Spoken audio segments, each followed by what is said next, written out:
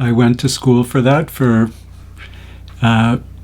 many years and wrote a treatise, getting a doctorate. But this spiritual science part basically is a lot about using the scientific method to validate and verify and prove experiences that we might consider more spiritual. So a lot of it was actually tracking, like there was these sheets where you keep track of how much you slept, how much you meditated, and any experiences that you had during that time, and then tried to find a consistent pattern within there, and then, using the scientific method basically to prove spiritual things that sometimes are a little, esoteric or elusive, and people don't think of them as scientific, but it's trying to apply that, to mix those worlds together to make it more believable for, and more realistic. It's a good thing.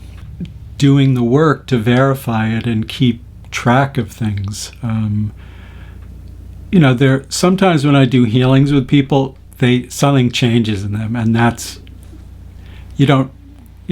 it's a physical thing. What happens? Something happens to them, and there's no doubt about that. But there's, basically using the scientific method. So I have a master's and then did the doctorate. So it was 6 years of keeping track of pretty much everything I did, from waking up, how much I slept, how much I meditated, how much exercise, a bunch of emotional things, any spiritual experiences I had, and doing it over those 6 years, you start to see a pattern, and just when you keep track of it and see it happening regularly, it becomes kind of proof. But, we're talking about inner experiences, so it's not like, I often say it's not like a wall, because it's not a solid physical thing, but, if enough people have a similar experience, it starts to become proof if you keep track of it and do it in a scientific way. Then at the end of all that, I had to do a study. So I had to come up with a method. The method I came up with is just a breathing exercise that I developed. And so I had to do a personal study, which for 3 months, do it every day and make my observations and see what happened, and then find other people to do the study also. And when when the same thing is verified over and over again, it starts to become real proof. Part of the instructions in doing my paper was basically, it said, look at your life and see what works for you. And I know they were talking about looking at my life right then and there, during school, but I decided to look at my whole life. And so I just started to look at times when I was feeling good and feeling connected more spiritually, and noticed that breathing through my whole life. When I was young, I was a total jock, and those moments of, when you're really hot playing basketball. So basketball I was really good at in high jumping, and I had some experiences that were spiritual because it just transcended what I was, possibly capable of physically, like something magical kind of happened. And so even when I was young, I started to notice my breathing. One of the beginning experiences I had about breathing was I was very dedicated to playing basketball, and I'd go out and shovel the basketball court in the wintertime when the snow was on there, and sort of mimicking my dad, he would like put his hand up to his mouth and breathe in and out through it to get some warm air in. And I noticed how much better I felt. And it was like, how could, breathing in warm air make my whole body and my emotions and my intention just feel so much better? And I had many, one time I was playing basketball and it was in a game, and it got to be almost halftime. And instead of trying to make another basket, I decided to dribble over to my bench, which was on the opposite end of the court from the basket I was going for. So I was like at half court all the way over to the side, and with one hand, I just took the ball in my hand and threw it over my head. And I knew as soon as I let go of it, it was going to go in.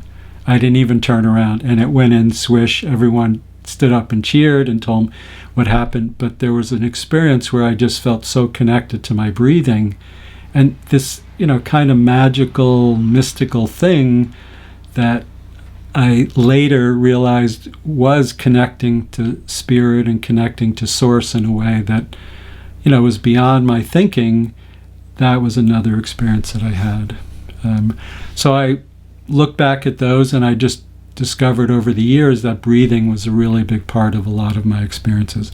Later on, during meditation, even when I went through my school notes, so many times it said in there, breathing or conscious breathing is the most important way that I take care of myself.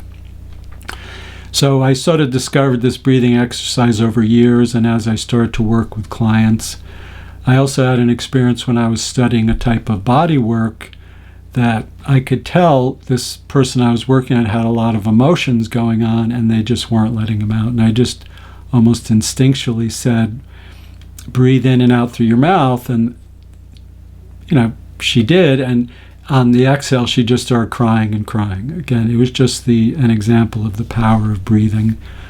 So I figured I'd write my paper about that. Part of it was I had taken a long time to be writing my paper, and I wanted to choose something that I thought would be really easy.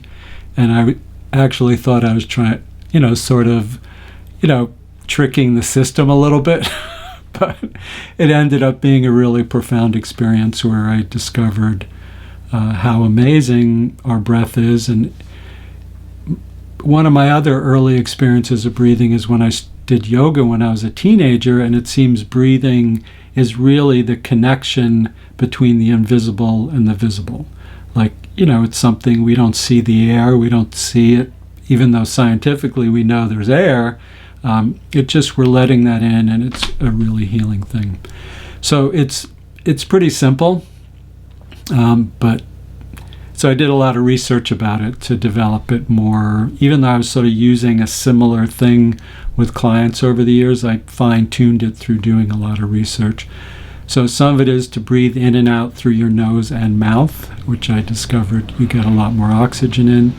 It's definitely breathing into your belly, which is a full breath, and there's a gentle movement in the spine during the breathing. And it really retrains our breathing to be, sometimes I refer to it as a ongoing healing machine. So practicing this exercise changes how people breathe to be more natural. Part of my research, I discovered that, I'm trying to remember the numbers, but it was like in kindergarten, 85% of the kids would breathe into their abdomen and have this movement in their spine.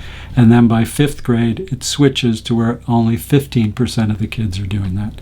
So something in our schooling, our parents telling us to behave and don't make noise and all this stuff, we start to change our breathing to not be so healthy. Right. I mean, if we try to hold our breath, well, we can't do that beyond a certain point. We'll even pass out and start to breathe. It's such a part of our system. It's pretty amazing. Well, the idea of this was to make it very physical and practical. Like I could have written my paper about more subtle, spiritual things, but I wanted something that was really concrete that people could really apply, that would help them spiritually, emotionally, mentally, and physically. And this exercise, it's really amazing. My daughter sings, and she has a very good voice, but there's a difference her voice always sounds really good, but when she's breathing properly, it like fills up the room in a way that's just amazing. So that breathing, I think breathing is the most important part of singing. So there are other aspects of the schooling which were to develop different, it would be like for 1 month we would focus on what we're seeing as a way of tuning in to seeing spiritually more. And then another month would be focus on what we're hearing, again to hear physically, but also to learn to hear better spiritually. And then there was feeling, and the same thing, to really tune into those senses and spend a month journal writing, keeping track of what you were feeling, and make it into a scientific method to tune into things that we wouldn't think of as scientific, but it is. We can make it that way.